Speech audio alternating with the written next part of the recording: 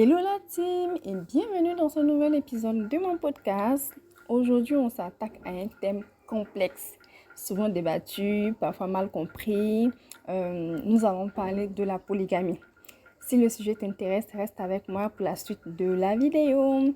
Et n'hésite pas à t'abonner si le contenu que je propose t'intéresse, à me laisser des commentaires et à liker la vidéo et également à partager la vidéo autour de vous. Déjà, pour commencer, il faut savoir que l'islam, en fait, n'est pas la première religion qui a autorisé la polygamie, déjà, ni en fait la première religion qui a donné naissance à ce système-là. Cette pratique a existé bien avant et même certaines communautés non musulmanes pratiquent la polygamie encore de nos jours. En plus, il faut savoir qu'avant l'islam, certains hommes prenaient plusieurs femmes sans aucune limite. Certains hommes pouvaient avoir 10 femmes, 12 femmes, 15 femmes. Mais avec l'islam, le nombre de femmes est limité à 4. Et en plus, avec certaines conditions en fait. Donc, il faut remplir certaines conditions avant de pouvoir épouser 2, 3 ou même 4 femmes en fait. L'une des conditions en fait de la polygamie est que l'homme soit capable déjà de s'occuper financièrement et physiquement de ses épouses et de toutes ses épouses en fait. L'autre condition de la polygamie est que l'homme ait la nécessité de traiter équitablement toutes ses épouses. Ce qui signifie ne pas les traiter avec discrimination, d'être juste envers elles, de ne pas mettre de différence entre elles, de ne pas préférer l'une plus que l'autre. Pourtant, on sait très bien que c'est très difficile en fait de respecter toutes ces conditions qu'on vient de citer. C'est pour cela que dans le Coran, il a été montré qu'il est difficile pour l'homme de traiter ses épouses avec équité. Et qu'il a beau faire, l'homme aura beau faire, il ne pourra jamais instaurer la justice et l'égalité entre ses épouses. Alors, si la justice envers les épouses est impossible, il incombe à l'homme dans ce cas de se contenter d'une seule épouse, d'une seule femme en fait.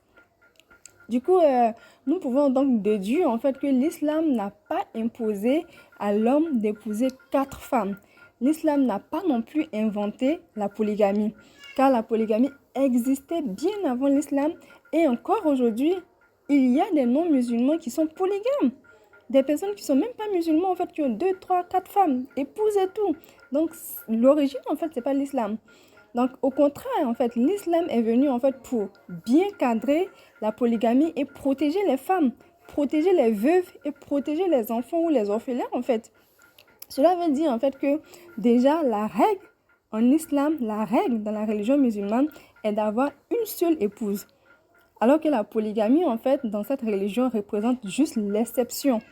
Tous les hommes musulmans ne sont pas polygames, c'est que quelques-uns en fait qui sont polygames. Toutefois, en fait, il faut savoir que l'islam a maintenu en fait cette exception pour des raisons logiques et pour régler en fait certains cas dans la société.